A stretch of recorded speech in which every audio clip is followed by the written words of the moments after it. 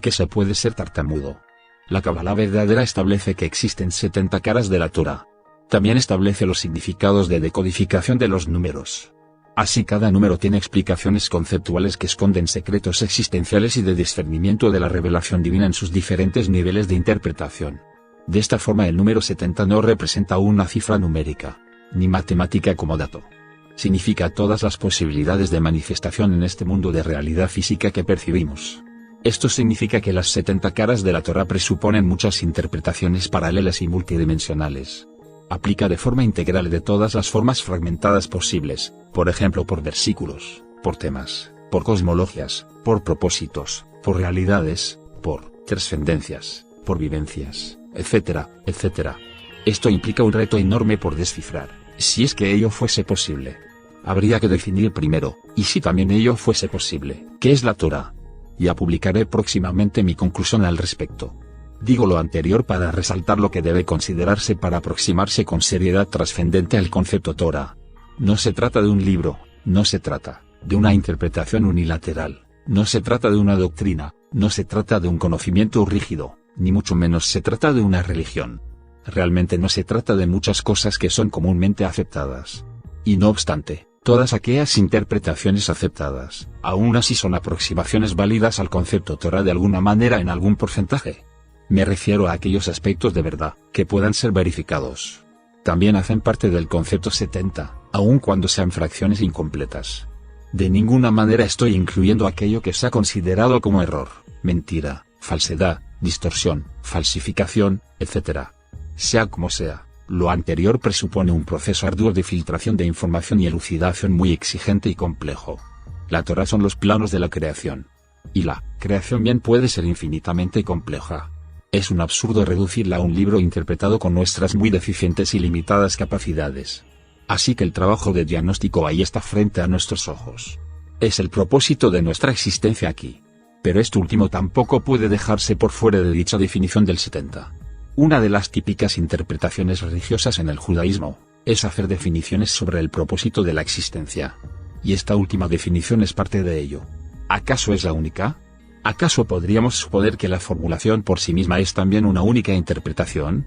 No solamente estoy implicando que hay más definiciones de propósito de la existencia, sino que una sola definición formulada con una sintaxis de lenguaje específica, puede también tener diferentes y numerosas interpretaciones. De forma simple podemos decir que el objetivo de la vida es estudiar y entender la Torá. ¿De cuántas formas podemos entender la frase? La religión judía farisea en su versión más simple y superficial la interpreta como el cumplimiento de hacer mandamientos, mitzvot. ¿Acaso si existen 1000 alternativas posibles adicionales de interpretación, se descalifica la primera? De ninguna manera. ¿Acaso todas las otras 1000 respuestas son diferentes en esencia con la primera? De ninguna manera. Todas pueden significar lo mismo pero con diferentes niveles de comprensión, desde lo más simple a lo más complejo y vital. Por ejemplo, vital entender en su máxima posible revelación el significado del concepto primario de mitzvot con la salvación del alma. Suponiendo que sean los dos extremos entre 1000 posibilidades. ¿Por qué digo todo lo anterior? Porque las caretas de juego religiosos son la norma que se constatan visiblemente casi que exclusivamente. De ahí surge toda la infinita discrepancia y descalificación a priori en ignorancia respecto a las conclusiones de estudio que puedan derivarse. De ahí surgen todas las doctrinas dogmáticas. No se revela la conciliación, ni la complementación de la sabiduría con aproximación al entendimiento vital de la vida. No hay entendimiento integral de nuestra realidad, ni de nuestra existencia. Y eso es muy grave cuando uno empieza a percatarse de ello. Es gravísimo, pues la realidad oscura se nos está imponiendo cada vez más y nadie entiende. Ni siquiera los estudiosos y supuestos eruditos. Es estresante verlo. Es como ver a todo el mundo dirigiéndose al matadero y quedarse uno impávido sin poder hacer nada al respecto. Esa es la realidad inobjetable que nadie aceptaría. Nadie acepta. Nadie entiende. A nadie le importa.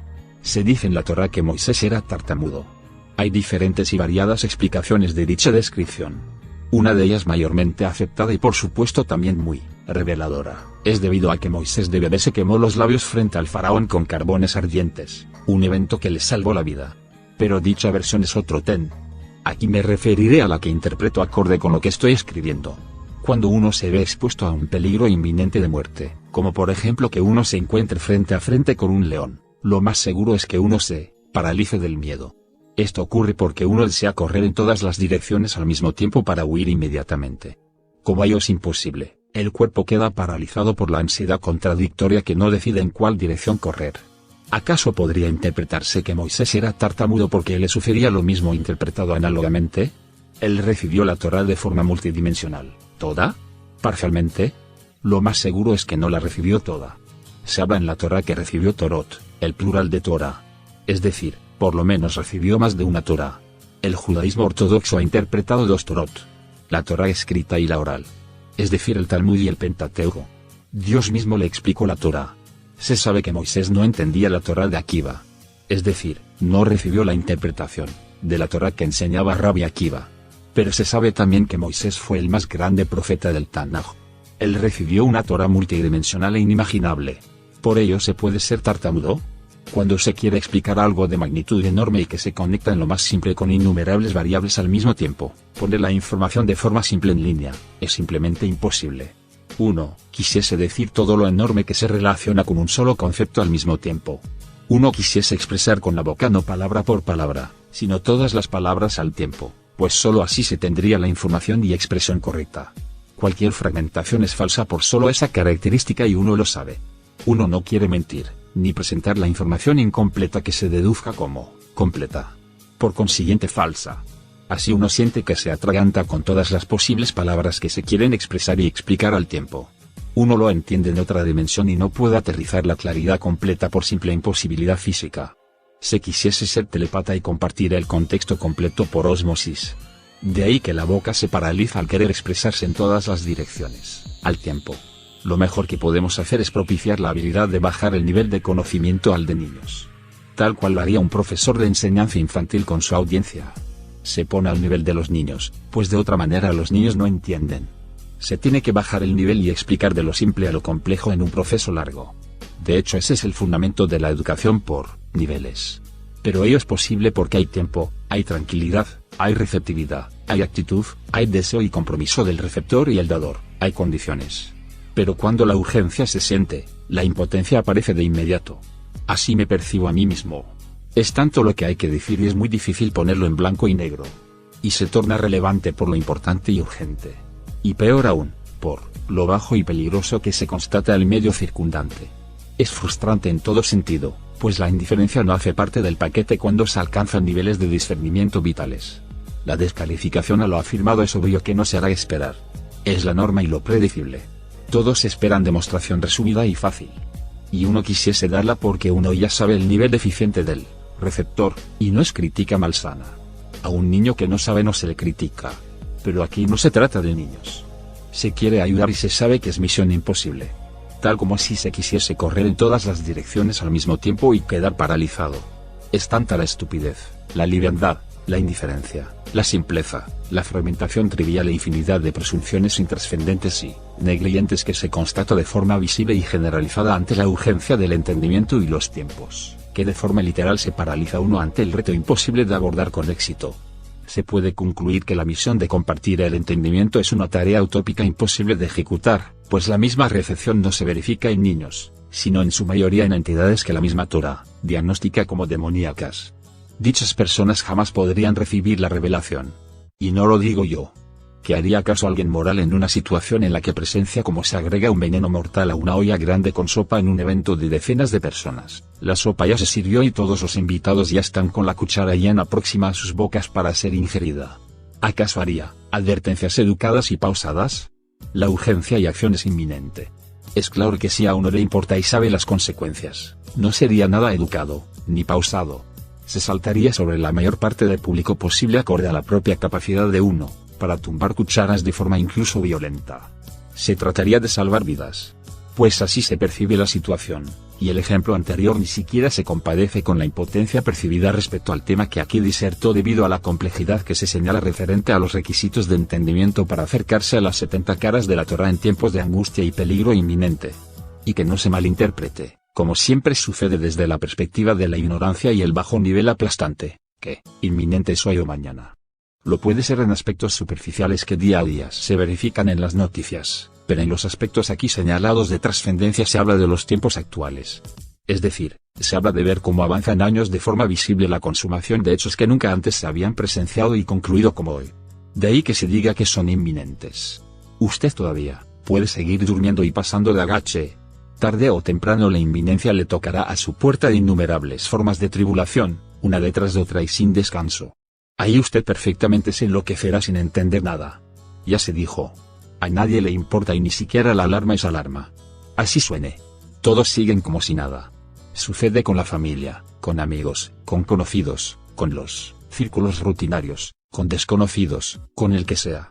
Yo participo aquí en Fakebok por compromiso existencial trascendente. Es una decisión de vida desde hace mucho tiempo. Y lo es en otros espacios. Y lo hago en tiempo que trato de hacerlo efectivo, eficiente y eficaz en el uso de mi tiempo, acorde con todas mis otras obligaciones de vida. Y todas las cumplo. No participo aquí por aburrimiento, ni por los motivos que existen y se saben hacen parte de la ingeniería social que nos modela y esclaviza. Tampoco soy indiferente, ni me califico como el super ejecutivo que no tiene tiempo para Fakebok o redes sociales porque si se autopercibe o considera a uno mismo por encima del bien y el mal, muy importante o muy inteligente. Eso de Facebook es para brutos. Tengo amigos y conocidos muy numerosos que así se autoperciben. Para mí están peor que perdidos. Son más zombies que los peores que podrían ser usuarios de redes sociales. Participo aquí en Fakebok con el propósito de compartir mi interés genuino y conocimiento ante lo que nos rodea. No tengo intereses ególatras, ni de reafirmaciones personales de personalidad o autoengaño de necesidad de aceptación. Tampoco intereses económicos o de vanidad tipo youtuberos similares. Me duele la realidad y me involucro en ella. No soy indiferente, ni negligente. Por eso escribo libros, hago videos, hago audios, tengo canales, blogs, investigo a fondo y trasnocho siempre hasta altas horas de la madrugada estudiando. Y madrugo también. Atiendo a mi familia y mis obligaciones de trabajo. Todo es posible si se quiere. Lo hago, desde hace mucho e incluso desde mucho antes de la aparición pública de Fakebok. Lo que aquí publico trató de darle un orden ascendente correlacionado para que pueda ser asimilado. Quisiese poder plasmarlo en toda la magnitud de entendimiento que ya poseo y me siento paralizado. Quisiera dar todas las demostraciones y argumentos. Existen, las conozco y domino. Lo sé explicar. Pero es muy extenso, es demasiado. Son innumerables tópicos paralelos de abordaje. Y todos se correlacionan. He publicado en mi blog principal Torah, Verdad y Realidad y en mis anteriores perfiles eliminados por Facebook, y que más adelante señalaré nuevamente, una reseña sobre mí y un pequeño recuento de mi experiencia personal en estos sentidos que aquí comparto. Recuerdo que en mis primeros años de casado, hace más de 25 años, un amigo cristiano pastor mesiánico con conocimientos del judaísmo, con padres pastores evangélicos, recién empecé a descubrir la Biblia primero desde el énfasis cristiano, luego mesiánico y luego llegando a mi identidad judía, me visitó de sorpresa en mi apartamento con sus padres pastores evangélicos. Miller era el nombre de dicho amigo que desde hace mucho no volví a ver. Estos pastores me dieron una prédica de horas en mi casa. Yo escuchaba atentamente. Mi esposa presenciaba. Quería entender. Ya estaba inmerso en ese proceso de forma profunda. Era mucho lo avanzado. Nunca participé de forma ingenua y sin reflexividad en silencio. Es decir, jamás he sido un borrego que acepta sin cuestionamiento continuo. Jamás he dejado mis cuestionamientos sin respuestas satisfactorias, probadas en fuego. El hecho fue que yo tenía en ese entonces una biblioteca de más 800 libros costosos de esoterismo, espiritualidades, nueva era, teosofía, alquimia, ocultismo, religiones, ciencia, investigación, etc., pues toda mi vida he comprado libros y los he leído y estudiado todos. Este matrimonio de pastores vieron mi biblioteca y escucharon mis respuestas a sus cuestionamientos.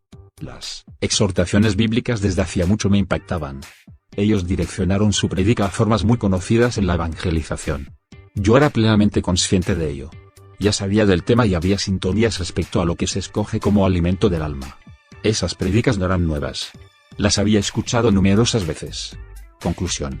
Dadas mis ansias de entendimiento y compromiso individual, hice caso a las exhortaciones y explicaciones sobre la Biblia y sus doctrinas evangélicas, que estaba profundizando, y por sugerencia del par de pastores, accedí a romper aproximadamente como 500 libros de mi biblioteca. Lo consideré una prueba de sumisión a mi ego. Los rompí enfrente de ellos. Ellos ayudaban y me criticaban cada título y libro con discurso. Que no se piense que no hay mucha argumentación inteligente detrás en mi consentimiento y decisión. Obviamente que hay también mucha argumentación estúpida para zombies, no fue mi caso, valga la aclaración enfática. Realmente este par de personajes me querían romper todos los libros porque eran maldición para mí según sus exhortaciones. Mi esposa estaba atónita viendo la rompefón de libros. Muchos de ellos hermosos de edición, prácticamente una fortuna en dinero lo que me costó. Estuve dispuesto a pagar ese precio para saber si era verdad la exhortación. No lo hice por estúpido. Ya había leído y estudiado a fondo todo lo que rompí. Simplemente decidí ponerme a prueba. Hoy día no sabría concluir si fue o no acertada la acción. Tomé el riesgo y el camino. Sea como sea, he llegado a donde estoy y me siento privilegiado. Muchos de esos libros, o mejor dicho todos, hubiese querido conservarlos, pues amo los libros. Me desprendí voluntaria y conscientemente de algo que podría estar anclando mi proceso espiritual. Y yo quería ser coherente. Ese tipo de decisiones no se dieron solo en ese aspecto. Lo hice en otras facetas de mi vida, como por ejemplo en aspectos laborables en donde el PETG típico de conveniencia y ganancia lo afronté en sintonías no depredativas, ni hipócritas, con sus respectivas consecuencias. Voluntariamente y de forma constante afronté este tipo de retos y decisiones en donde renuncié a mi consecución de éxitos de mi carrera profesional, posición y dinero, pudiendo haber obtenido y cosechado grandes y muy altos logros en dichas concepciones y paradigmas depredativos de vida. Y no lo digo imaginativamente, ni de forma justificativa con decepción.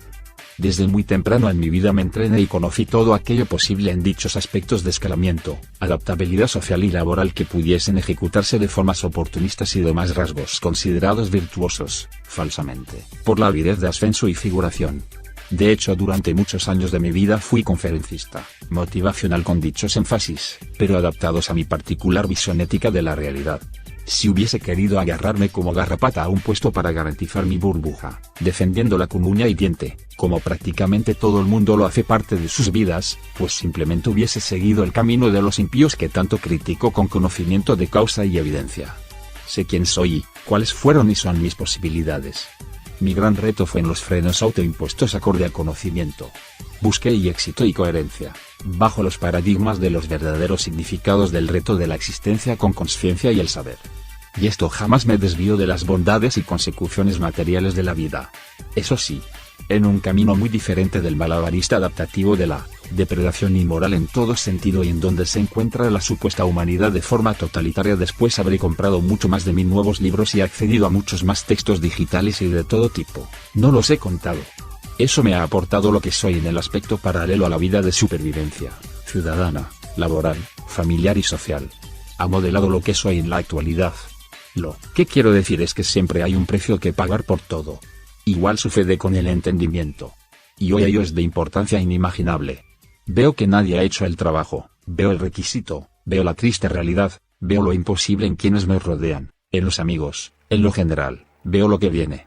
Y como Moisés, obviamente siendo yo nada comparable, me siento tartamudo, peor que tartamudo, mudo. No solamente ni se puede hablar, pues no hay interlocutor, nunca lo hubo con nadie, lo cual duele mucho con quienes uno ama, sino que ya no se sabe cómo poder poner al día a alguien ante el requisito y la urgencia. Por eso sé que sea probable que no se entienda mucho de lo que publicó y su sentido, salvo por contadas excepciones de un par de personas. Por lo menos que sirvan estas reflexiones para los pocos que de pronto se sientan confundidos por lo que aquí se describe. Algo que es plenamente verificable en toda interacción de comunicación y cada vez más de formas más grotescas. Se constata en redes, en la actividad social, en la laboral y de forma personal.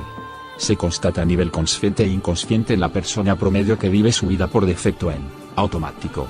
Es decir, la casi totalidad de la humanidad. Por ejemplo, aquí en Facebook y en redes se comparte todo tipo de información siempre y cuando no sea censurada por los mismos que nos ponen a disposición esta herramienta con propósitos que bien pueden ser identificados. Solo ponga a prueba lo afirmado. Y solo lo podrá hacer si usted es una persona honesta que busque la verdad y le duela la realidad en su incoherencia. Queda por supuesto la enorme alternativa de adaptarse a la fuerza de la masa y la corriente. Ser borrego y desinteresado por la vida es la opción totalitaria verificable. Así cualquiera puede constatar que aquí en Facebook el espectro de publicaciones da para todo, exceptuando la verdad inconveniente, por supuesto. Se puede compartir información de todo tipo, con verdades a medias, con mentiras, con opiniones intrascendentes, interesantes, divertidas, especulativas, inocentes, maliciosas, entretenidas, opiniones con fundamentación, simplezas, descontextualizaciones, trivialidades, estupideces, aseveraciones pretenciosas e ignorantes, inteligentes, comercio, engaños, manipulaciones, etcétera, etcétera. El mismo gigantesco espectro de posibilidades de ese tipo de publicaciones mencionadas y no mencionadas, también se verifica de forma exacta y correspondiente en igualdad matemática con el tipo de personas que están detrás de cada publicación. Es exactamente el mismo espectro con personas inteligentes, idiotas, estudiosas, ignorantes, borregas, pensantes, pretenciosas, groseras, vulgares, decentes, capaces, reflexivas, irreflexivas, superficiales, irrespetuosas, etcétera, etcétera. En la variedad está el placer, dirán algunos. El hecho es que se verifica de todo, exceptuando lo mencionado, la verdad. Ya se dijo. Siendo que el espectro da para todo, me parece importante acotar que ante la avalancha de información en la era de la información, cualquier persona inteligente sabe que se debe filtrar lo que se recibe. No se puede aceptar todo en esa melcocha de personas y opiniones. Es cierto. La tolerancia en la diferencia. Mucho puede hablarse de esto. Nos tienen inundadas las agendas progresistas con el tema. Pero mi intención no es hablar de eso aquí. Quiero recalcar que siempre vale la pena saber algo acerca de quién es la persona que emite su opinión. Cuando lo dice Einstein, todos bajan la cabeza. Lo mismo si lo dice su gurú de cabecera, su grupo de clips de preferencia, su artista favorito, su secta religiosa, sus partners equivalentes a su nivel intelectual, etc. Todos tenemos derecho a emitir opiniones. Ni más faltaba. Pero no todas las opiniones son derechas. Toda persona es respetable para emitir su opinión, pero no toda opinión es respetable. Opinar es válido, pero lo opinado no necesariamente es válido. Siempre habrá que examinar quién lo dice y qué es lo que dice, no porque lo diga Einstein es verdad por definición. Lo será en sus teorías físicas, si es que las entiende, no obstante usted aplauda sin entender. Y por supuesto el reconocimiento sobre quién lo dice es importante. Otros dirán, si lo dijo Jesús póngale la firma, claro siempre y cuando lo entienda. Contrariamente otros dirán lo opuesto. Si es religión es basura. Y de nuevo, si es que, entienden. La verdad es que solo se verifica lo superficial aquí en redes, y en todos lados. Deduzca qué claridad posible puede salir de aquí. Yo diría que nada salvo la excepción. Un cabalista, fallecido en 1988, que admiro mucho y que he estudiado por más de 10 años con mucha profundidad, en uno de sus más de 50 libros, que conozco, dijo textualmente que lo que se enseña en los libros de Cábala de la era moderna eran estupideces que nada tenían que ver con la verdadera Cábala y su conocimiento de trascendencia. Dijo. No lo hacen con mala intención. Son ignorantes. No creo que sean más tontos que Einstein, Jung o Freud. Esto lo afirmó Friedrich Weinreib. Ahora quien no conoce el trabajo de este celestial cabalista, va a descalificar dicha opinión. Obviamente difícilmente se podrá inferir que conozcan los trabajos de Einstein, Jung y Freud. Pero es lo que la masa aplaude.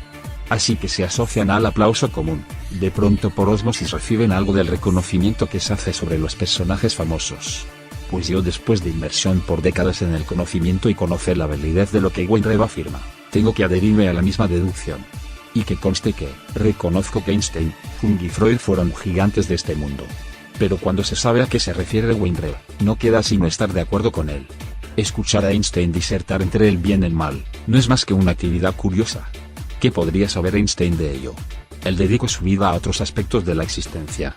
A la matemática y la física. Lo mismo puede decirse de los otros 2. ¿Qué podrían saber de aspectos trascendentes de la vida en términos de la revelación divina? Nada. De esto se trata la reflexión sobre la importancia de identificar a quién se escucha o se lee, cómo, cuándo y sobre qué. Los insultos en redes en los espectros que mencioné es la norma. ¿Qué verdades se pueden extraer de un pozo de inmundicia? De mí dirán lo mismo. Sin embargo hago énfasis en lo que yo concluyo como mi variable de diferencia comparativamente con lo denuncio, crítico y diagnóstico de la realidad, y que se constituye en el por qué pretendo en mis blogs y redes compartir y emitir información educativa que concilie los aspectos opuestos de visiones y paradigmas de vida robóticos de adhesión a valores distorsionados y depredativos de los significados verdaderos de la excelencia en la efectividad de las actividades y actitudes personales, y en donde jamás se ejerce el verdadero arbitrio o libre albedrío en la escogencia entre el bien y el mal a favor de lo bueno y la verdad para beneficio común, y con el entendimiento del verdadero sentido de nuestra existencia. también el por qué conjuntamente escribo con énfasis en la erradicación de paradigmas y vidas, igualmente sin arbitrio, justificadas en la fantasía y la especulación de valores espirituales, de la misma forma distorsionados y divorciados de la realidad, y en completa indiferencia del obligado deber como seres sociales y negligencia cómplice, no solamente con todo lo errado, sino lo malvado. Pues aquí dejo lo que solo para muy poco sería de interés por verificar quién es el emite, la opinión. De aquí provienen mis opiniones. De esto que aquí comparto como mi experiencia personal y camino transitado es de donde nacen estas disertaciones y el por qué se puede ser tartamudo, digo yo. De aquí la comprensión de por qué digo lo que digo y su fundamento. No se trata de compartir mi vida por motivos de ego o lo que cualquiera pudiese calificar al mejor estilo sobre todos aquellos que exponen sus vidas en redes en busca de aprobación, likes o lo que sea. Simplemente lo comparto como testimonio de argumento a lo que aquí afirmo sobre la importancia de conocer contextos de lo que se lea o conozca. Así que este es mi contexto de sustento, y así lo expreso de forma personal en uno de mis blogs, ya que decidí hacer público el contenido que por años he venido estudiando y, tratando de entender, me es necesario reseñar para aquellos que puedan interesarse en estos temas el origen de los mismos, y que en este caso hacen referencia a mi propia experiencia. Solo puedo anotar que nada de lo que comparto ha sido algo calculado. Simplemente ha sido el producto de las disertaciones que he ido concluyendo en la medida que he buscado con objetividad y honestidad personal. No fue en ningún momento un proceso de adhesiones tradicionales, conveniencias, ni prejuicios. No sabría definir de forma exacta si la respuesta a todas mis conclusiones son exclusivamente por lectura, investigación y estudio. Sin duda la lectura tiene un peso significativo. No se pueden alcanzar niveles profundos de discernimiento de la realidad sin una inmersión intensa de lectura e investigación. Por supuesto, esta metodología o énfasis también requiere o principalmente exige una actitud no solo abierta al análisis objetivo de la argumentación, de lo leído, de lo investigado, sino mucho más importante, una actitud crítica honesta tanto de desconfianza, como de humildad para aceptar cambios de paradigmas y preconcepciones bajo los términos de la lógica, la evidencia, la coherencia y la aceptación del desconocimiento en uno mismo. Todo lo anterior también con una actitud honesta hacia la búsqueda de la verdad como valor supremo. Esto por supuesto significa salirse de las zonas de confort con las cuales uno se adapta a la supervivencia. Nadie quiere confrontar sus creencias ni mucho menos confrontarse consigo mismo, y muchísimo menos, nadie quiere enfrentar luchas internas y externas para ser coherente con la verdad escueta, una vez identificada, y caminar en pos de la superación personal ética y moral.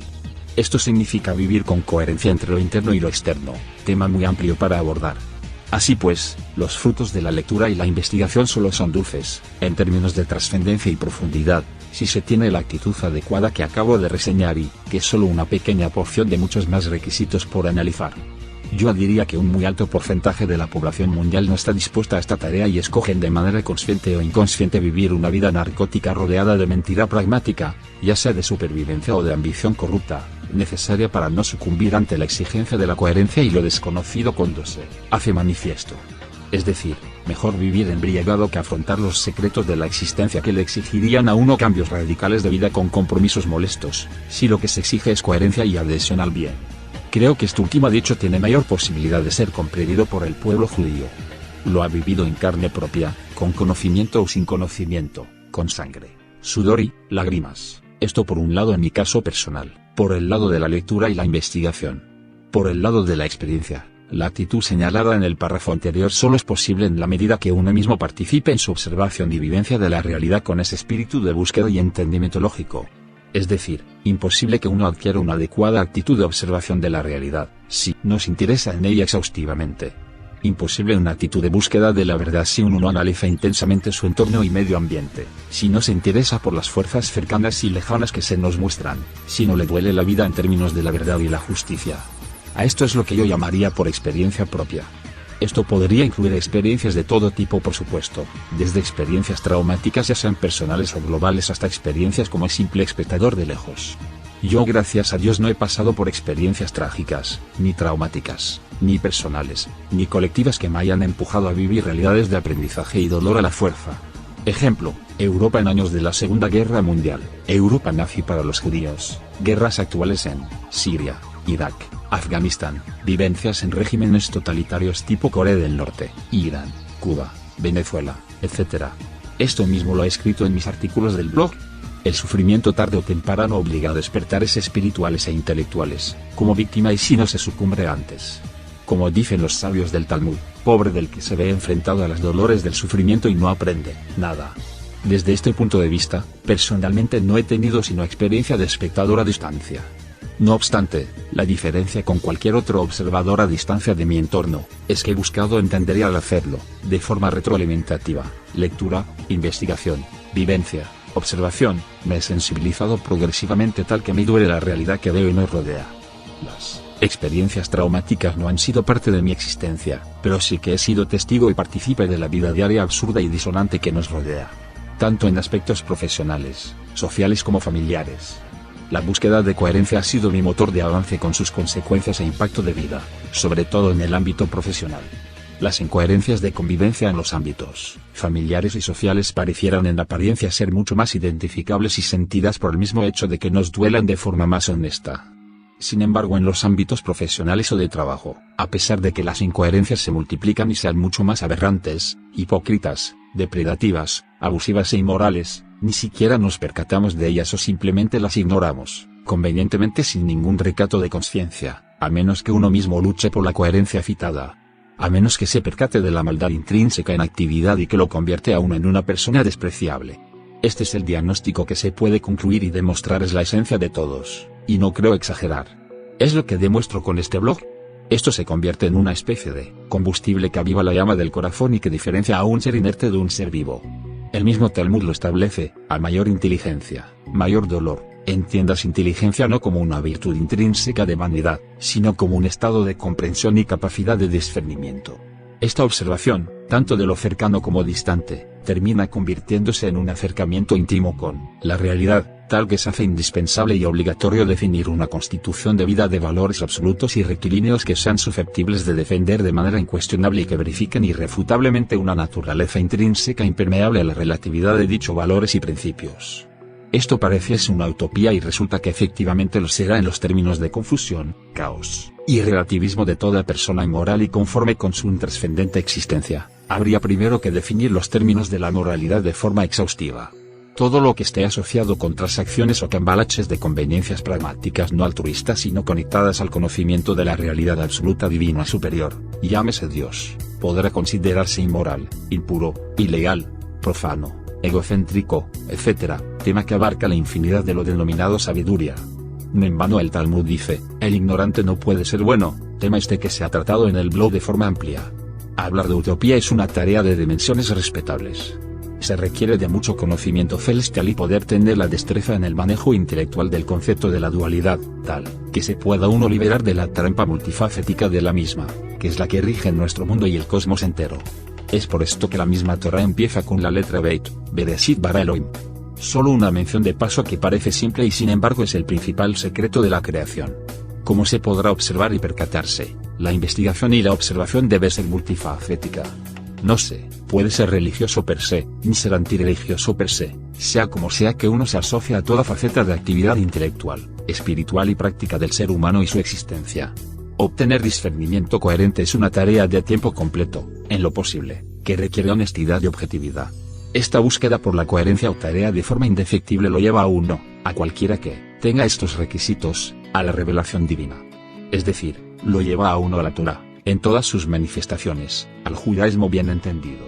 Solo ahí se encuentran las respuestas completas.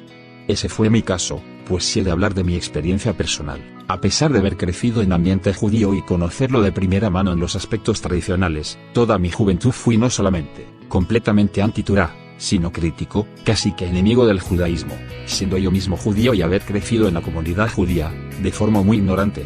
Percatarse de lo anterior solo es posible en la medida que se conozcan todas aquellas facetas que se denominan no judías, siendo que al final se llegará a la conclusión que todo está infinitamente correlacionado y que lo único que verdaderamente existe es Torá, es decir, que toda la realidad en toda su infinita manifestación es Torá. De hecho, esta no es una conclusión personal. Es un postulado de Torá fundamental conocido por todos los sabios de Israel. Así pues, si para redondear algo de mi propia experiencia como antecedente a lo aquí compartido, mi recorrido ha sido a través de la observación y el estudio en búsqueda de respuestas a lo observado.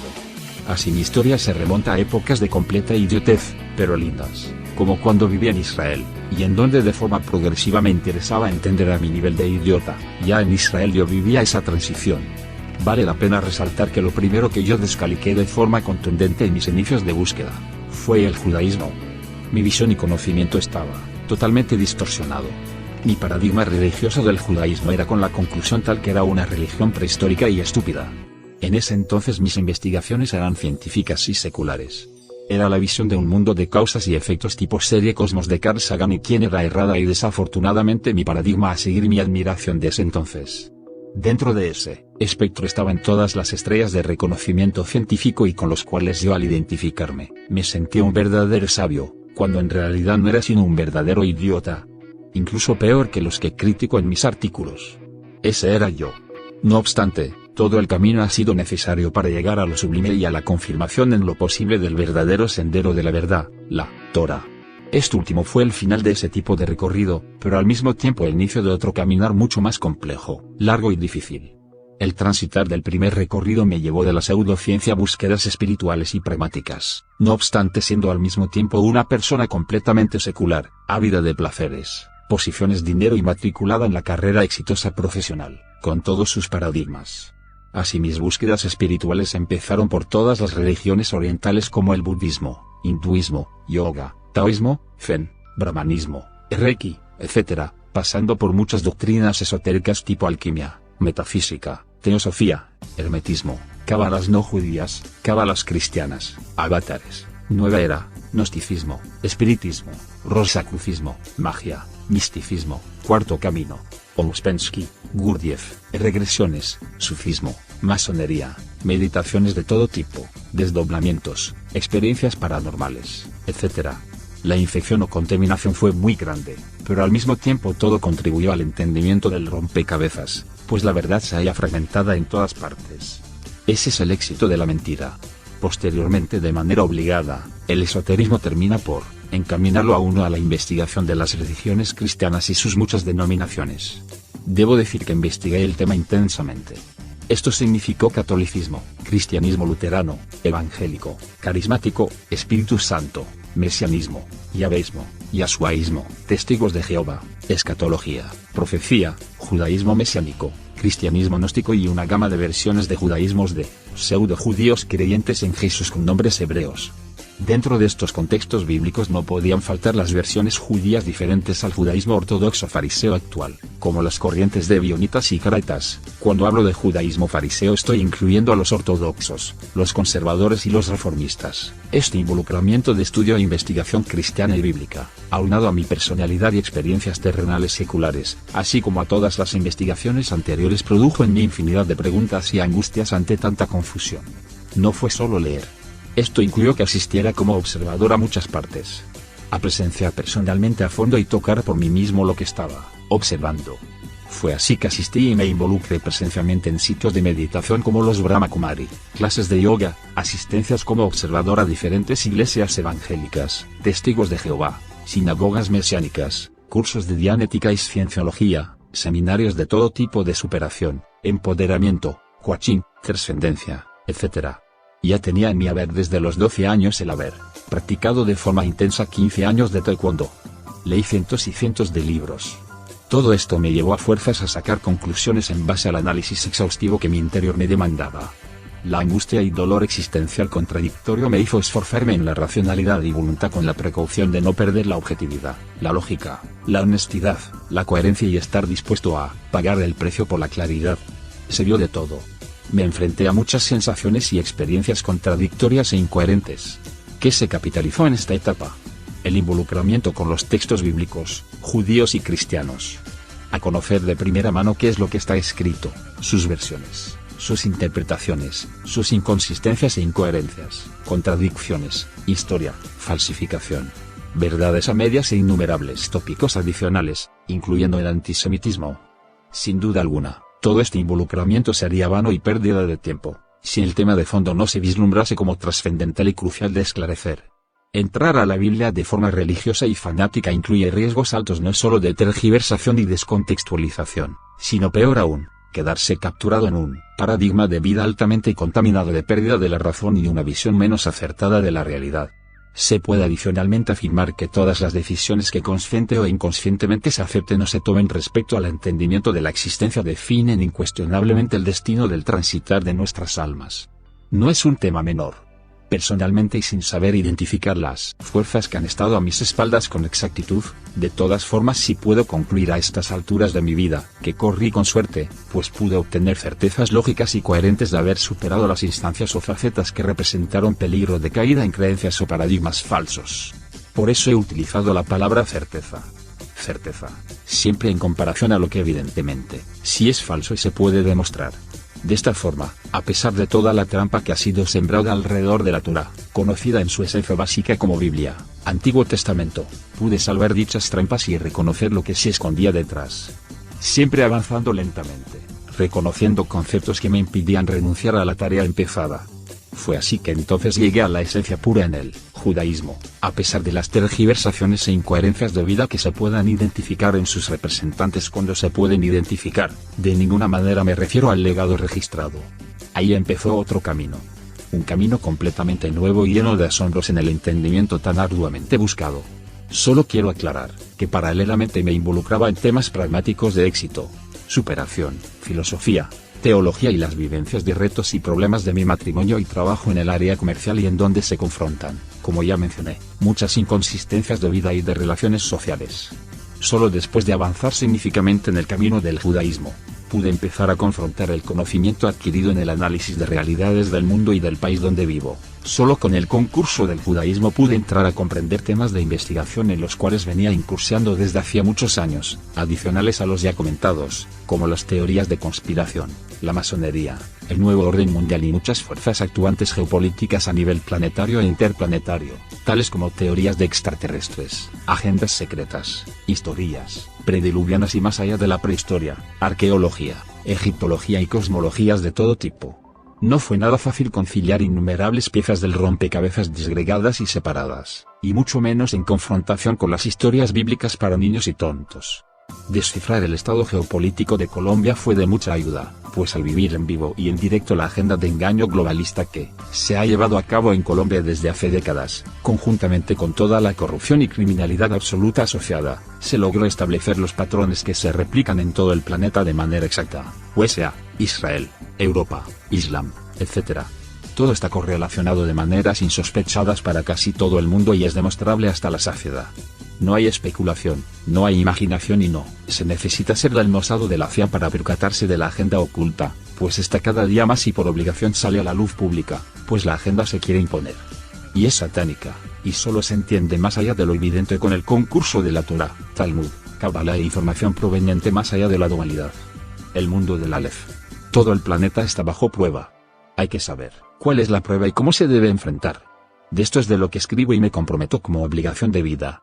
Y mucho más ahora cuando desde hace 3 años con la agenda de pandemia, las agendas conspirativas se hicieron más que evidentes. Hasta aquí mi historia personal seleccionada para compartir en este artículo. No obstante quiero concluir todo lo anterior con algunas reflexiones adicionales contundentes con relación al sentido de urgencia a compartir y que bien lo calificaría a uno mismo como tartamudo en la imposibilidad de presentar el enorme espectro de evidencia que sería factible presentar a una audiencia intelectualmente indigente. Y para esto haré un par de citas. Tato Pavlovsky en su libro El Cardenal relata lo siguiente: era un país curioso, la mayoría de la gente inteligente dependía de un grupo de idiotas, era asombroso observar cómo este grupo de idiotas supervisaba la suerte de los talentosos. Lo increíble es que el sector de los inteligentes, para contentar a los idiotas, comenzaron a empobrecer sus ideas y comprendieron que la única manera de progresar en esa comarca era tratar de contentar a los idiotas transformándose poco a poco en idiotas. La idiotización de la comarca llegó lenta e inexorablemente. Lo curioso es que este proceso no fue percibido por los talentosos. Las ideas cada vez más idiotas de los talentosos producían una enorme aceptación de parte de los idiotas, que premiaban a los talentosos idiotizados con cargos cada vez más prestigiosos. En otro lado, un escritor llamado I.N.F. Revela así escribió: un grupo humano se transforma en multitud manipulable cuando se vuelve sensible al carisma y no a la competencia, a la imagen y no a la idea, a la afirmación y no a la prueba, a la repetición y no a la argumentación, a la sugestión y no al razonamiento. Y yo agrego, también a los interminables slogans y no a la profunda investigación. a los titulares y no a la suspicacia, a lo fácil, a lo regalado, lo dogmático, lo masivo, lo inoculado, lo sumiso, lo lambón, lo hipócrita, lo evasivo, lo disonante, lo psicópata, lo aplaudido, lo impuesto, lo irreflexivo, lo emotivo, lo soñado, lo prometido, lo partidista, lo idólatra, lo caudillista, la propaganda, lo sabroso, los cantos de sirena, los procesos de paz, los pactos sociales, los pinchazos, positivismos, etcétera, etcétera. Las listas bien puede ser por miles. La manipulación desaparece cuando el colectivismo zombie desaparece. Paz y resultados de bienestar colectivos son consecuencia de esfuerzos individuales y no de promesas y fórmulas gregarias. Productividad y crecimiento económico no necesariamente son sinónimos de progreso y civilización. La manipulación y el crecimiento sin duda que es fantástica para fines de guerra y ejercicio del poder de los tiranos. Los ejemplos abundan. El problema es que al parecer nadie piensa. Los que recogen la información tienen como preocupación dominante el falsificarla, y los que la reciben, cuando es verdad, la de eludirla. La información falsificada y la mentira es el acuerdo tácito de transacción. Se acepta la mentira visible y se rechaza la verdad escondida. Se invoca sin cesar en nuestras sociedades un deber de informar y un derecho a la información. Pero los profesionales se muestran tan solícitos en traicionar ese deber como sus clientes tan desinteresados en gozar de ese derecho. En la adulación mutua de los interlocutores de la comedia de la información, productores y consumidores fingen respetarse cuando no hacen más que temerse despreciándose. Las supuestas democracias no pueden vivir sin una cierta dosis de verdad. No pueden sobrevivir si esa verdad queda por debajo de un nivel mínimo. La falsa democracia se sustenta en la ilusión de libre determinación de las mayorías, no obstante se impone y se justifica con los derechos de las minorías, las cuales se condenan a sí mismas a muerte en la ignorancia de las realidades, la obcecación de las pasiones o la ilusión de las impresiones pasajeras. Así la información en la democracia se vende como libre y como sagrada, supuestamente haciéndose cargo de la función de contrarrestar todo lo que oscurece el juicio de los ciudadanos, últimos decisores y jueces del interés general. Ja. Pero, ¿qué sucede si es la misma información la que se las ingenia para oscurecer el juicio de los jueces, o sea la inepta masa? Ahora bien, ¿acaso no se ve que los casi inexistentes medios de comunicación que cultivan la exactitud, la competencia y la honradez constituyen la porción más restringida de la profesión, y su audiencia, el más reducido sector del público? Bueno, si es que todavía existen, que lo dudo. No se observa que las redes, los periódicos, emisiones, revistas o debates televisivos, las campañas de prensa que agitan las profundidades y originan los más poderosos oleajes, se caracterizan, salvo excepciones, por un contenido informativo cuya pobreza corre pareja con su falsedad? Incluso lo que se llama periodismo de investigación, presentado como ejemplo típico de valentía y de intransigencia, obedece en buena medida a móviles no siempre dictados por el culto desinteresado a la información, aunque ésta fuera auténtica. Desde fuera, el lector distingue apenas, o en absoluto, la operación noble de la operación mezquina. Pero dígase lo que se quiera del periodismo, debemos guardarnos de incriminar a los periodistas, aun concluyendo que todos son mercenarios y sumisos a la agenda. Si un número demasiado reducido de ellos, en efecto, sirve realmente al ideal teórico de su profesión es, porque el público apenas los incita a ello, y es, pues, en el público, en cada uno de nosotros, donde hay que buscar la causa de la supremacía de los periodistas poco competentes o poco escrupulosos. La oferta se explica por la demanda. Y la demanda está masivamente conformada por idiotas. La demanda, en materia de información y de análisis, emana de nuestras convicciones. ¿Y cómo se forman estas? Según las leyes que gobiernan a la mezcla de palabras, de apegos, de odios y de temores que llamamos opinión. Un hecho no es real ni irreal, es deseable o indeseable. Es un cómplice o un conspirador, un aliado o un adversario, no un objeto digno de conocer. Realmente usted solo es un televidente que se traga todo sin digerir. Se ven noticieros, redes, titulares y se acepta todo. Si se le dedica tiempo a algo, que sea Netflix y demás canales con películas de falsificación histórica y de la realidad. Todo libreteado bajo agenda y muy bien orquestado con música de fondo. Inclusive para llorar y capturar emocionalmente al espectador. Solo verifique las series y películas con grandes estrellas de Hollywood que nos cuentan las historias de Churchill y su lucha contra Hitler, ja, la serie Crown, ja, las luchas periodísticas del Washington Post contra las tiranías de Nixon, ja, las series de narcos y la lucha en contra, ja, etcétera, etcétera, etcétera. La lista es totalitaria por miles y miles en seducciones y mentiras. El revisionismo histórico no es nuevo. Siempre ha existido de mil y una formas. Siempre se vive y se siente. Lo vemos por todos lados. Por ejemplo con la Comisión de la Verdad en Colombia. ¿Para qué explayarse más? Más bien sigamos hipnotizados a Netflix y a titulares. Y como cereza del pastel. 2 años de aumento dramático de fallecidos silenciosos repentinos ni siquiera levanta una suspicacia. Estaba gordo, tenía estrés, algo debía tener, fue la voluntad de Dios, menos mal estaba pinchado, etc. Ese es el nivel. Ni modos. La verdad no existe. Solo flautistas, y roedores. Y todos muy elocuentes. David Saportas Líbano,